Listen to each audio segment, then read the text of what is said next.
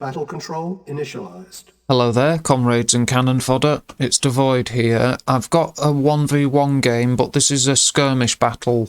I'm actually making this post to demonstrate a map, this map that I actually made myself. And this map is called Butcherbird's Nest.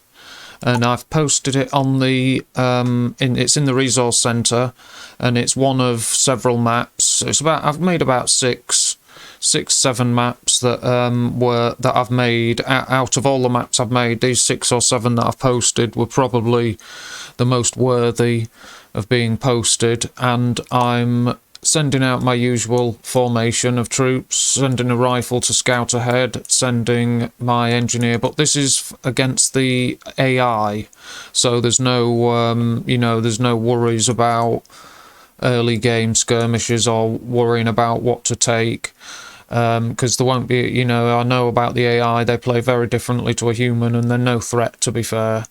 They can play well in certain areas and not in others, and they're too easy to defeat and manipulate. So they are good. Skirmish games are good practice for testing maps out and for learning how to play on certain maps and for testing build orders and things. But you won't get proper 1v1 multiplayer practice out of a skirmish game. It won't prepare you for what a human opponent will do. They are completely different. Like, it's placed a base defense here already. Now, there is no gain in doing that. Obviously, it's between me and the enemy. It's the closest point. So if I send units to attack straight away, they'll bump into that base defense. But you would always go for flank attacks instead of head-on attacks for that very reason. But, the computer's got a couple of dogs there they could be used for scouting. But they don't use their assets in the same way. That Tesla coil's well placed because a flanking force that would warn you. But it's still too early to place one. It's a drain on power, and at this point, he's only got one ore truck that's far away from the ore. So it's not a competitive opponent. To be fair, the AI, and this is a rush AI. That's the hardest one. You would need to have a few of them to make it a challenge, and I've got a video where I'm facing four rush AIs, so that would give you an idea of how difficult it can be against multiple AI opponents, because fighting four, they do build sprawling large bases. The AI, when you give them time to build, they do build. Especially the turtle AI, they'll build a lot of bases and base defenses and stuff. But the rush AI is the best because they're the most aggressive with their units. So it's the best for practice because you can practice taking on enemy units in the field. But the way you defeat the AI units is very different to how you defeat human opponents' units, because against a human opponent you'd need a long formation, a concave formation, to fight an enemy force, whereas the AI, you just need to have a unit that they've targeted and then lead it away, and when those units that have targeted it follow, just have some of your units waiting so that when they follow that unit they're attacking, you can just destroy them as they drive past. And I've sent rifle scouts to look and check out what's going on. Let's just see if I revealed anything. No, I've only moved in here. It's early days yet. But on this map, I've got these are the spawn locations on this map, here and here in the top corners. And you have an oil derrick this far from your starting point. And then further to the edge, to the other side of the map, you've got a hospital. So, and that's on both sides, so both players have an oil derrick and a hospital to move for in the early game if you want, and you can also consider defending them as you expand and stuff. But the ore patches on this map, I put, it's a 96 by 96 large map, average size for a large map, and I put some of the ore patches towards the edges of the map. Now I thought I'd do that to encourage players to use the whole map. you know, but there are sources, a decent source of ore here and here near the centre, so you can go through the centre. It's always worth controlling the centre of a map, and on this map there is a good reason to do so, but there are sources of income on the outside of the map. So if you're on the retreat or you're on the back foot losing, there are places to retrieve income from if you're losing in the centre, you know. Let's just go back to viewpoint, and my opponent, the enemy, have got a flat truck and an APC for view range, but my light tank isn't in the right place, and I didn't want it up front soaking up all the damage and dying. Yeah, that's why I put it to one side, but they've got it, and they kind of won that engagement. And I've got my radar dome now. I wanted to test a couple of specific things, but that force there was idle when I sent them on a flank attack, and they actually got defeated by the AI. So that's the power of the attack move for you, and when you're using a mixed group of units, a varied group of units, shows you how effective they can be. Yes, got rid of that. Now I'll have the advantage because he's got no vehicle for the extra view range. Now I'm sending units in to show me what's going on with the view range, with the position of the enemy forces. So I've sent these tanks to show me, although the Tesla coil, I'm assuming, is going to destroy that one. Yeah, excuse me, but those two tanks between them have revealed, you know, what I need. And I've got these rangers. I've got a few rangers and I put spies in them, and the reason I've done that is because to test a few sort of little ways of attacking and weakening the enemy. So what I've done is I've sent this force here to attack and cause a distraction. Now this is my ranger, he's off hidden to one side, and there's a rifle to scout in case I don't want this ranger running into an enemy blob, a blob of enemy units. So I've sent this rifleman first to go for the target, just to see that the ranger can make it. Now these are distracting the enemy. Now the ranger drops off his spy. It would be disguised normally, and then it goes in there. Now the enemy's in low power, so that would shut down any Tesla coils. The view range from his radar dome is minimised, look. So there you go, it worked. I distracted him and then dropped off the spy, and you can see the yellow bar on all his power plants. Once that ticks down, he's no longer in low power. So there you go, he's just powered back up. So that's how long a spy knocks out the enemy power for, when you use that method. And a ranger is a cheap, easy way of having a vehicle ready the moment you have spies. So as soon as I get my radar dome placed and I've got a barracks up front, I'd be building thieves or spies, depending which faction I am. But in this case, because I'm using spies, they have so many uses, but I want to get them into action straight away. And the Allies don't have an APC, they have the cheapest escort, like transport unit for infantry is a ranger, but they can only have one infantryman in each. So they have a single spy, but they are very quick, they have excellent view range, and they are you know, easy to build a few and cheap. And I use them because you can have a few ready, so that as soon as spies, as soon as these spies are trained, these rangers are already built and ready to send them straight in. So then I'd prepare another distraction, another attack, and then send in my groups of rangers to my specific targets, so that I could, because spies have so many different uses. They can shut down the enemy power when you're putting them in a power plant, like I've just shown you.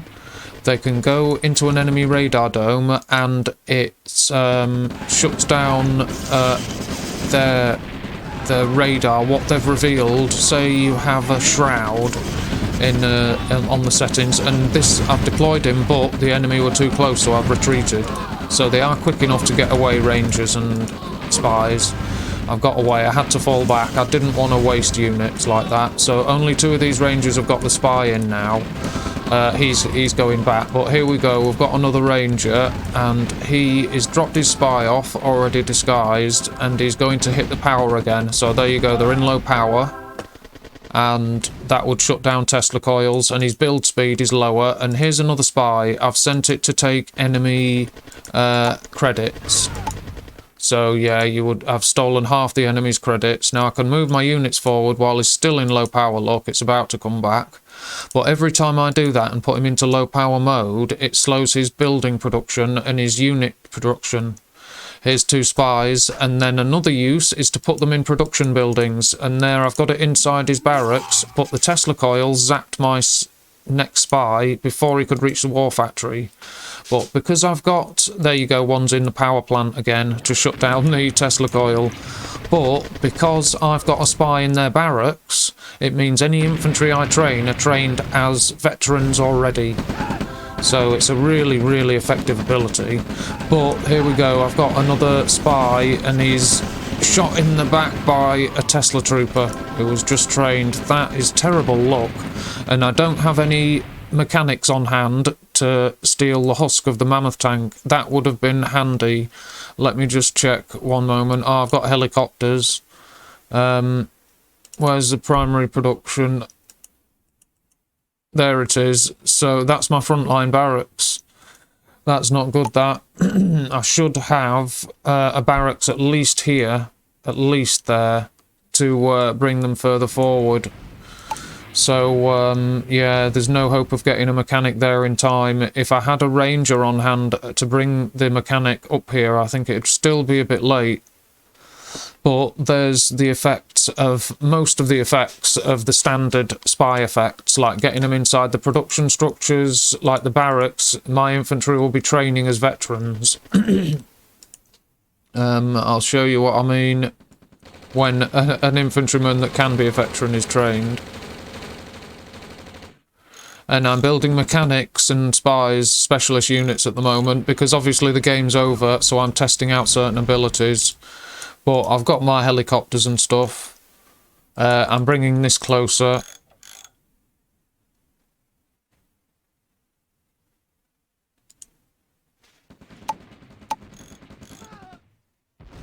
Yeah, I'm training spies. We'll see when I can train, when I start training other infantry. And we should have had a spy in here by now, possibly.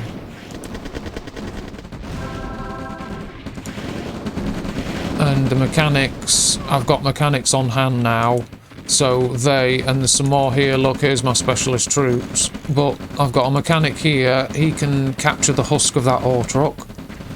Artillery's targeting enemy power, but there we go, this ore truck, that's repaired and brought back to life. And the good thing about having groups of mechanics, sorry if I've called them engineers at any point, I often do, but the good thing about mechanics is I like to have a group of 3 or 4, and when I send a group to support an attack force of mine, and I start destroying enemy units, or some of my vehicles get destroyed, when I send my mechanics to go and fix the destroyed wrecks and bring them back to life, the rest of the group starts to do healing, starts to repair the repaired wreck. The rest of the mechanics, like here, look, I've just hit them in low power again. Now you see one mechanic fixes the wreck, and the others in the group start doing repairs immediately. So it's a really handy side effect that if you have a group of them, they will start repairing the vehicles you bring back to life.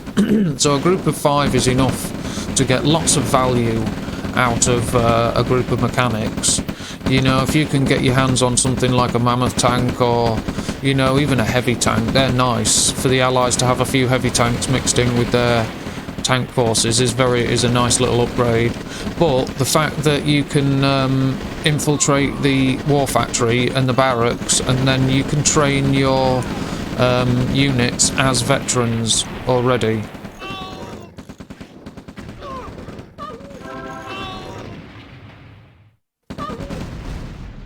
Yeah, that's the end.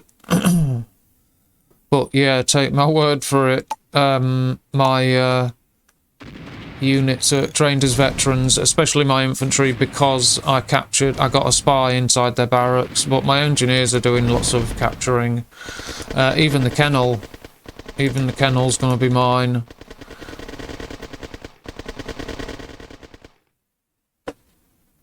But there's the map. And this version, this is the Butcher Bird's Nest. This is the first version of it. And there you go. There's the end of that one. And just a demonstration of some of the allied spy abilities and some of the allied mechanic abilities. They're really effective. And there's not much point looking at the army graph because it was against an AI opponent. So you won't really, you know, it won't tell you much, this. It's not a great use for, you know, practicing multiplayer. Because a human opponent will act completely differently to the AI. They'd work completely differently. Every human opponent is different. I've got 12 ore trucks because of the ones I captured, look. With my mechanics, when I destroyed them and retook them, I could take an extra one there, look. I've got a mechanic close enough to capture it, so it could easily be 13. So yeah, you soon build up a nice force of extra ore trucks when you're doing this. But there's the basics. And there you go, there's the map for you. And I'm going to add a second game because there's a newer version of this map. This is Butcher Bird's Nest. And what I decided to do was improve it and use the same map, but actually improve it. And this one looks very similar, but this is actually called Macro Machines. And it's the updated version of Butcher Bird's map. And it's actually a 1v1 multiplayer game. And I'm using France. My opponent's using Russia for this one. I'm in blue, horizon blue colour, because I'm trying to copy the First World War French uniform colours. And my opponent is using red, and they're Russia. So this is the updated version of Butcher Bird's Nest. And what I did was I moved these ore patches. I've kept the same size map, but these ore patches, I've actually moved them away from the edge.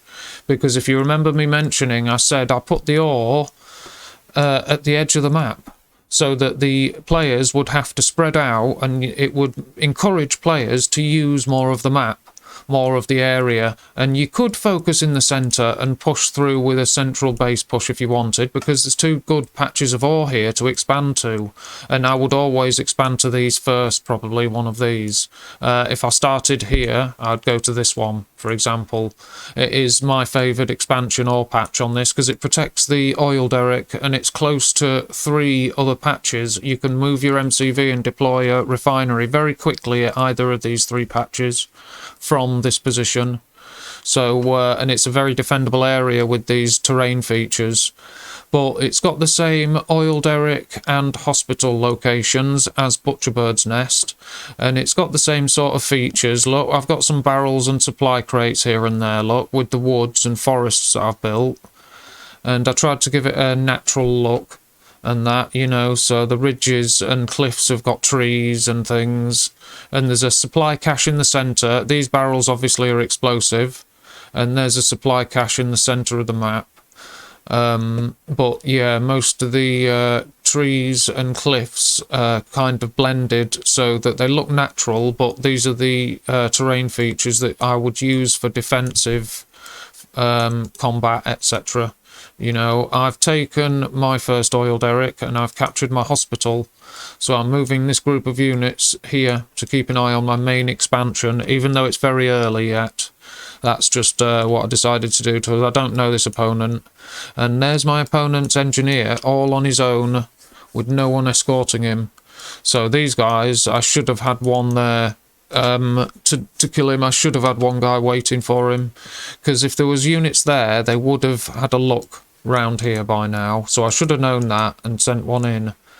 Well, I've just placed my war factory. There we go, I'm moving in now, and I was too late. I'm about a minute too late. Now I've caught the engineer, but that's it.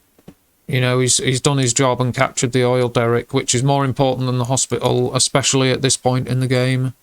He's got there's another engineer and a rocket soldier. A rocket soldier and a flamethrower, way too early. That's like 6.5 riflemen there. Instead, he should have a rocket trooper and a flamethrower would be defeated. Imagine the same cost, it's 6 riflemen, they'll be defeated. And I haven't got a vehicle. There you go, I've got a vehicle, but 1 rocket soldier ain't gonna destroy it. So it's an odd combination. They're in guard mode, escorting the engineer, and he's about to run straight into my rifleman.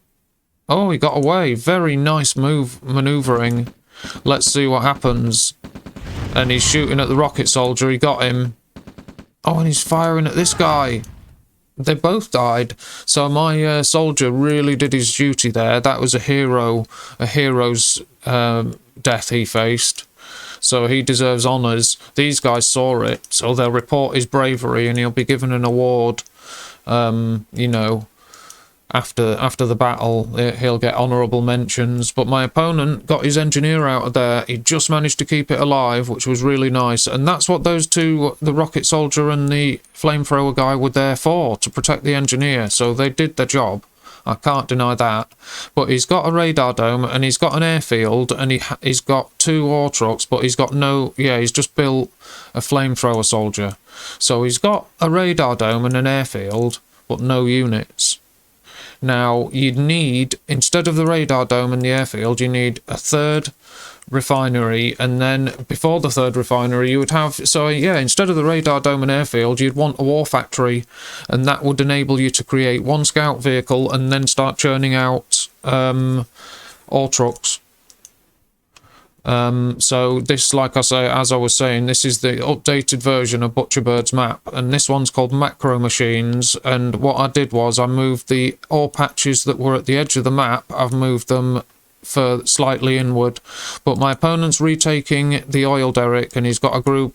No, that's me, I'm retaking his, sorry, I'm capturing his. I'm used to being red, sorry. So yeah, I've moved my units forward. And I've brought my engineer with me, and he's captured that. Now, I've ordered the hospital to be captured, but I've already got 1 here, but it's just for a little bit of view range bonus. And my opponent's churning out planes. He's got 2 yaks. So if he's building yaks, he needs to use them. And he's got, look how many rockets, he's got flamethrowers and rocket soldiers. That's all his training. So he's doomed, basically. He can't do that. But these 2 planes, if I'd built planes this early, I would be hunting for power plants. But good luck.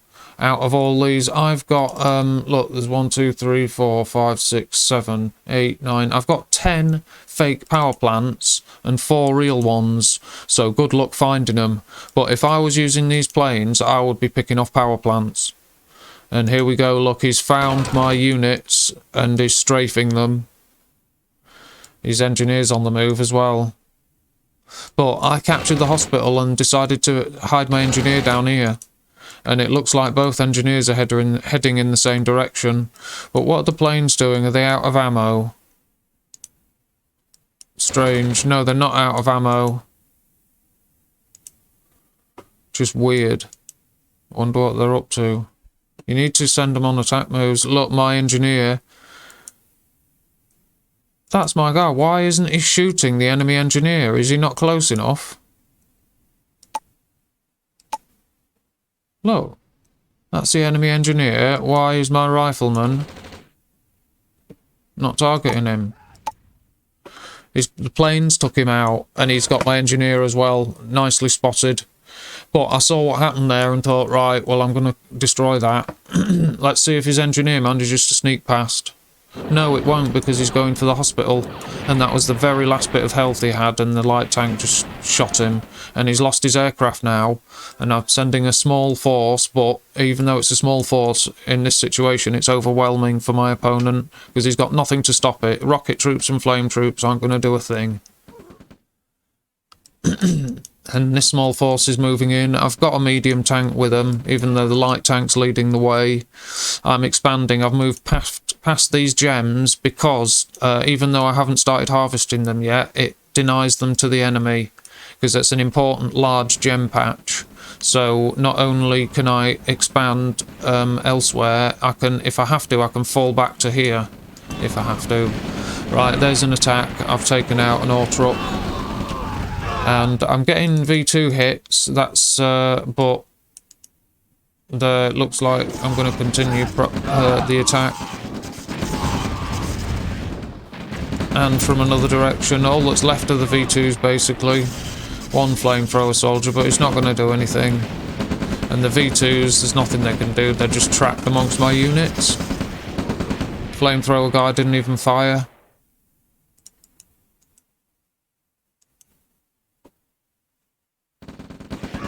Yeah, same with that one, didn't even fire. He did. And you see how nicely it suppresses the enemy.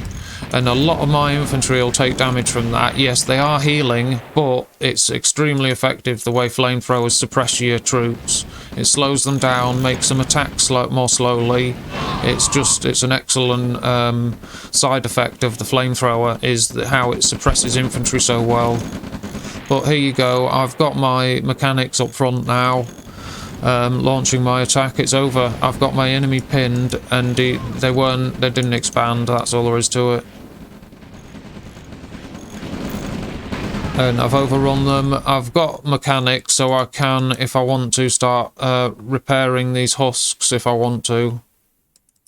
Yes, I have. Just getting in the habit of immediately fixing destroyed vehicles is a good idea.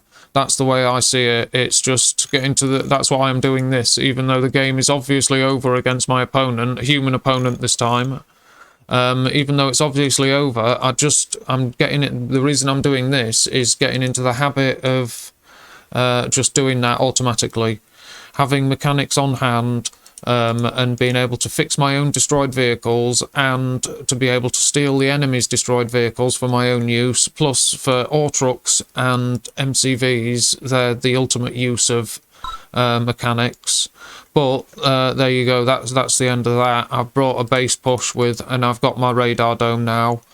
So I would start producing my specialist units, doing infiltrations on the production structures, refineries, power plants, etc. with spies. So there you go, and there's another army on its way in.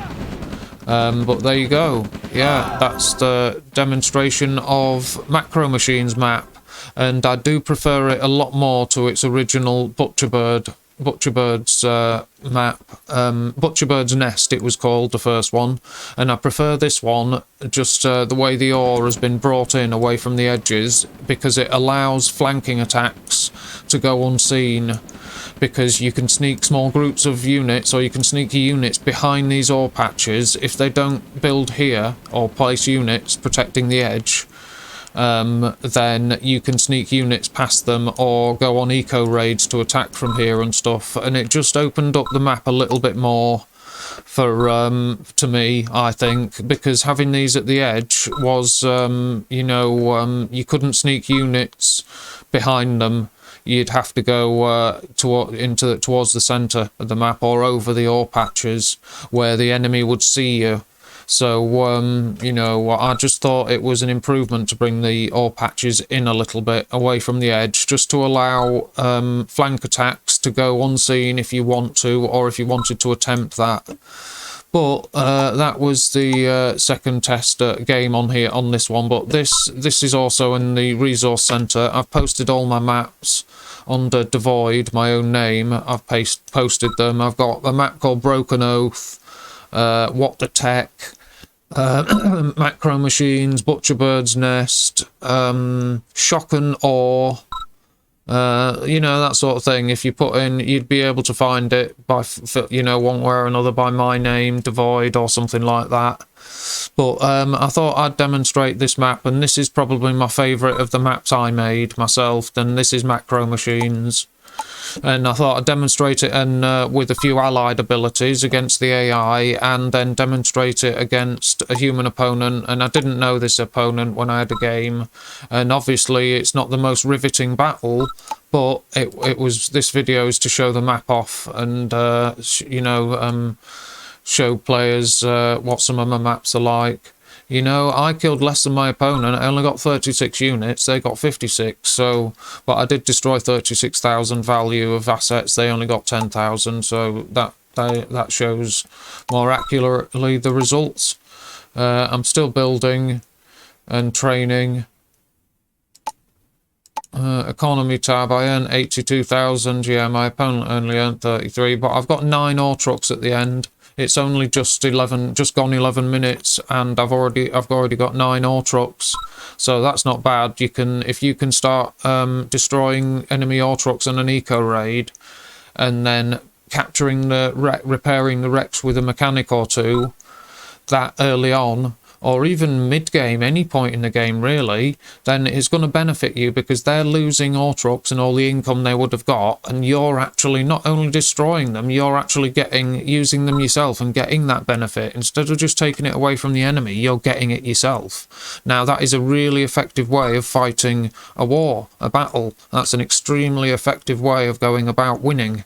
If you're not only taking the enemy's ore trucks and the supplies they would have earned away from them, you're actually using it and earning it yourself. And thieves can do it even more easily than spies, because thieves can capture live ore trucks or enemy vehicles, so you can attack the enemy and overrun them and then use thieves to steal the live ore trucks. But it's not easily done, and a lot of players don't go into those more detailed tactics until they've at least tried the standard way of knocking their opponent out. And I actually do agree with that, because I think it's best to try and win a game with standard tech.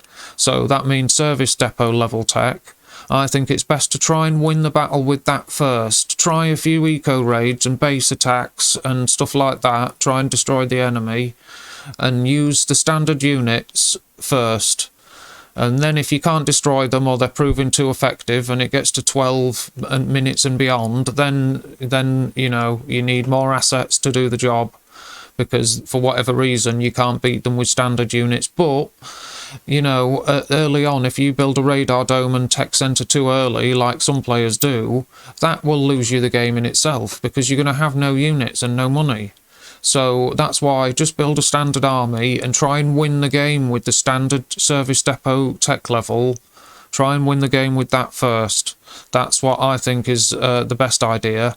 And then if you can't, you know, shortly after 10, 12 minutes, if you can't get your enemy crippled or defeated by then like gain another advantage, whether that be tech or, you know, use engineers or what, you know, mine layers, anything, whatever you want to do, you need to go for further assets. You know, whether it's a tech level increase or using your other assets that you've already got in a different way, engineers, whatever, you know. If you can't beat them with the standard forces, then adapt and use more specialist assets. But there's all the tabs and graphs and charts. I hope you enjoyed those two games. And just for a look at my maps, and this is the main one, my newest and my favourite map, this one, and it's Macro Machines, this is called. And if you remember, this is the newest one because the ore patches aren't against the edges of the map. That's why, that's the difference between Butcherbird's Nest and this one, which is Macro Machines. I brought the ore patches in away from the edge, so flanking attacks can sneak behind them if needed. But there you go, there's a couple of games to have a look at my couple of my favourite maps. So if you like what you saw, you can always check out the maps in the resource centre and have a look and have a try on one or two of my maps. But if you like this video, give us a sub and a like. And until next time, take good care of yourselves, and for now, goodbye. Battle control terminated.